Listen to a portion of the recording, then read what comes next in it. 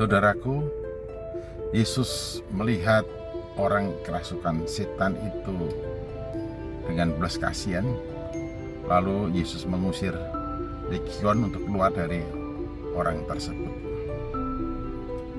Setan memang mengajukan permohonan, atau legion itu mengajukan permohonan supaya diizinkan untuk keluar dari orang tersebut dan merasuki babi-babi itu. Dan memang ada jumlah besar babi. Akhirnya Tuhan Yesus mengizinkan dan legion berpindah dari orang laki-laki itu ke sejumlah besar babi. Dan ternyata Lukas memberitahukan bahwa jumlahnya 2000 babi. Babi itu lantas berlarian dan tercebur ke jurang, dan tentu saja babi-babi yang jumlahnya 2000 itu mati. Wah, ini sesuatu yang sangat tragis loh. Lagi-lagi menggunakan kata tragis. Bagaimana untuk membebaskan seseorang dari kerasukan setan, bayarannya adalah 2000 ekor babi.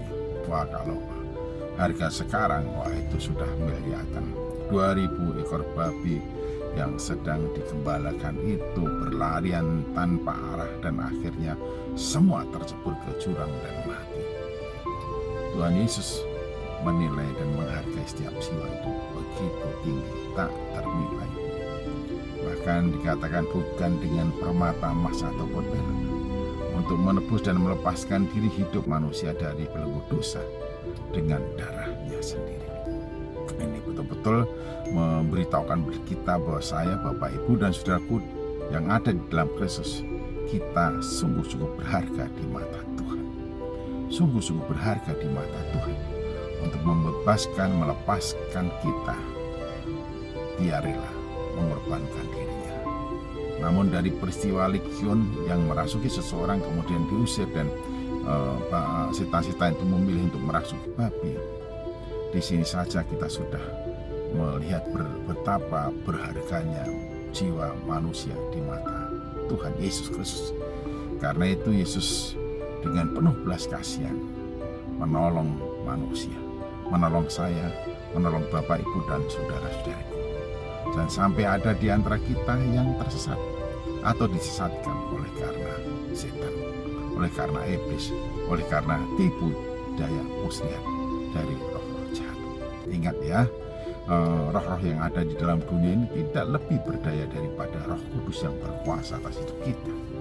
Hendaklah kita selalu memberi diri dipimpin dan dikuasai oleh Roh Kudus, hidup sebagaimana yang Tuhan mau, dipimpin dan dibimbing, dikuasai olehnya. Maka roh jahat tidak akan berkuasa atas kita. Hidup dalam pimpinan kuasa penyertaan Roh Kudus membuat kita mampu menjalani hidup sebagai orang-orang yang berkualitas, di mana buah roh akan tampak jelas dalam kehidupan kita dalam segala situasi kondisi hidup ini.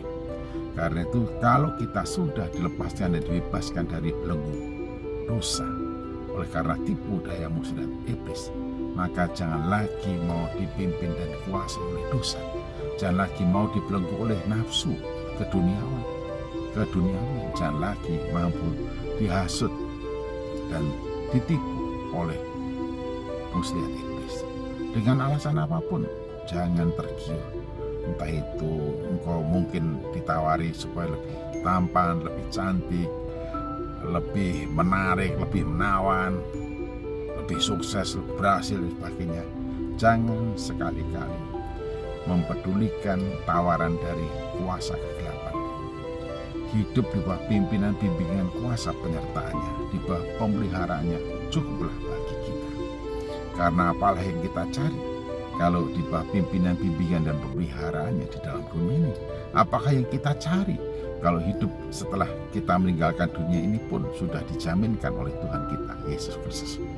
Jadi ketika kita merenung ulang legion yang berkuasa atas seseorang dan mengendalikan orang itu sampai ia tidak mempunyai sahabat, kerabat, dan bahkan masa depan, lalu Yesus mengusir legion itu darinya, maka ini adalah anugerah untuk kita semuanya, memperingatkan kita semua bahwa Yesus juga sudah menghancurkan kuasa dosa dari dalam diri kita, supaya kita hidup bukan untuk diri kita, tapi hidup bagi hormat, puji, dan kemuliaan namanya.